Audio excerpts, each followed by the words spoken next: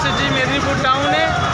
আর technical DJ Gopal YouTube চ্যানেলে তোমাদেরকে স্বাগত। কেউ যদি নতুন হয়ে থাকো অবশ্যই সাবস্ক্রাইব করে দেবেন, পাশে থাকা বেল আইকনটা ক্লিক করে দেবেন। আমি চলে এসেছি রামনবমী বর্ণাঢ্য শোভাযাত্রা উপলক্ষে যে মেদিনীপুর টাউনে বাকি ছিল সেইটা আজকে সূচনা শুরু হয়ে গেছে। আমি তোমাদেরকে পুরো ভিডিওটা ফলো করবো।